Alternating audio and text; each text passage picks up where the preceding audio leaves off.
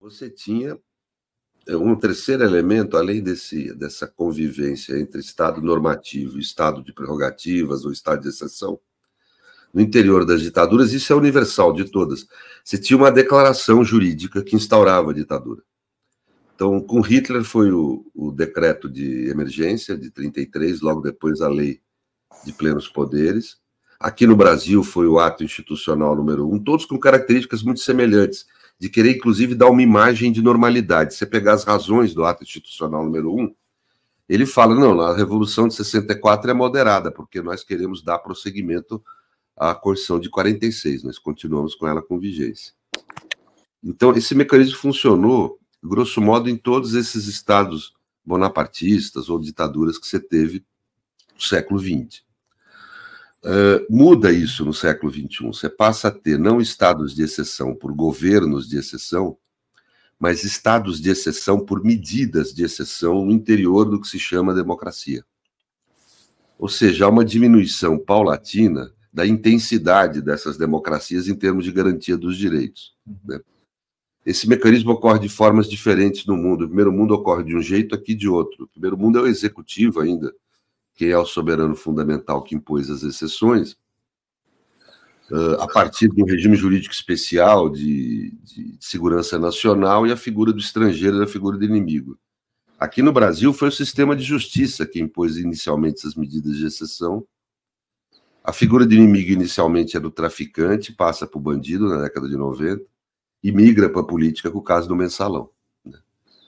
Mas esse mesmo judiciário, por causa dos conflitos que vão surgindo nessa crise política que se instaura no bloco de poder no país, essa disputa de hegemonia, acaba sendo posto numa posição de vítima de ataques, né, nesse processo. Porque daí você tem a Lava Jato faz pare, né, o bolsonarismo.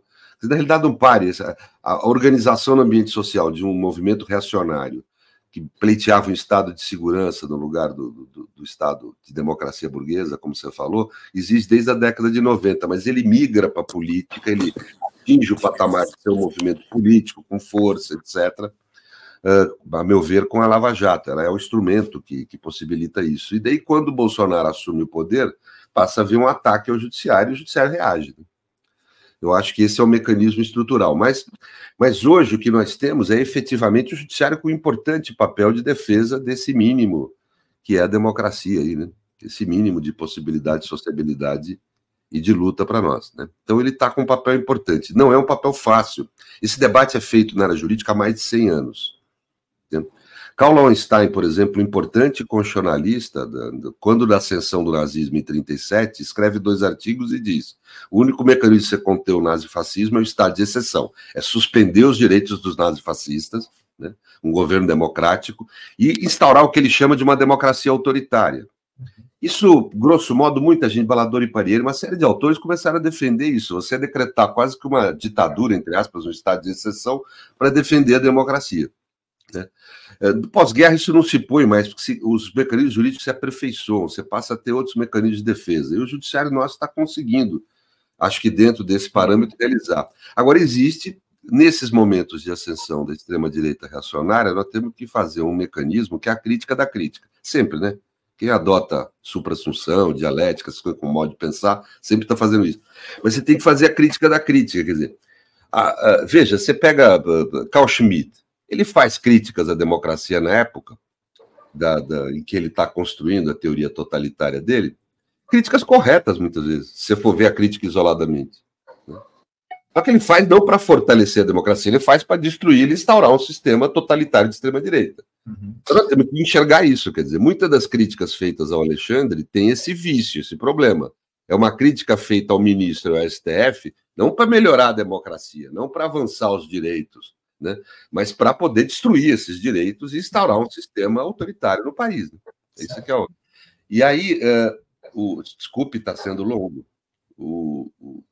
um dos mecanismos que eles usam é um certo efeito lupa na crítica. É feita a crítica ao Alexandre por elementos autoritários das decisões deles, esses elementos existem, né, mas como se fosse uma criação isolada dele, como se fosse uma nova Lava Jato que instaurou, né, o TRF4 instaurou expressamente o estado de exceção. Pouca gente sabe disso no Brasil porque ninguém noticiou. Eu tenho aqui a decisão. É a primeira adesão na história do planeta onde um tribunal de justiça instaura o estado de exceção, outorgando ao Moro poderes de ditador, literalmente, falando que ele não precisa cumprir a Constituição e a lei porque ele enfrentava uma situação absolutamente excepcional na história do Brasil, que era uma situação de exceção, que era o enfrentamento da corrupção. Então, dizia claramente, ele não está obrigado a obedecer às leis da Constituição, e inclusive citava o Agamben, aquele autor que escreveu sobre o estado de exceção, no meio da decisão judicial, mas como se o Agamben elogiasse o estado de exceção. Inclusive tem um certo déficit cognitivo na decisão, mas a decisão foi dada, instaurou-se mesmo.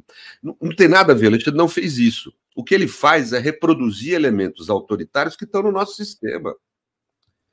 Se forem anular o processo dos golpistas por conta desses elementos autoritários, tem que se estender essa decisão para 80% dos nossos presos. Eu estou sendo comedido aqui. Para quase todos os processos penais brasileiros. Esses elementos autoritários, esses elementos que nós chamamos no direito inquisitoriais, é uma praga que nós temos no nosso processo penal multicentenária, mas com certeza desde a década de 40, que foi quando foi produzido o nosso Código Penal.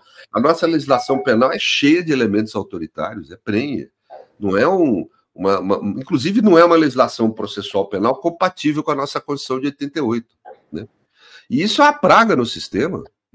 Veja, acabou de ter um julgamento aqui no TJ de São Paulo, que aí, no caso, inocentou 3 PMs por terem torturado pessoas que estavam aprisionadas. A alegação é que se a tortura não fosse feita para obter informação, não era tortura.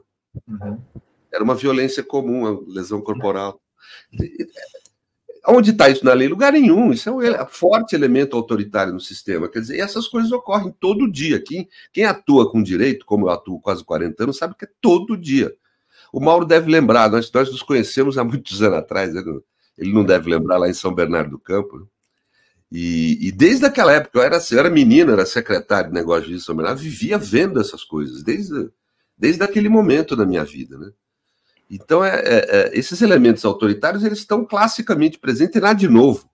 Não foi o Alexandre que criou. Agora, você isola a crítica nele, fica parecendo que ele é um déspota, né? Então, eu acho que esses elementos nós temos que ver, nós temos que fazer a crítica da crítica e entender a intenção dela, né?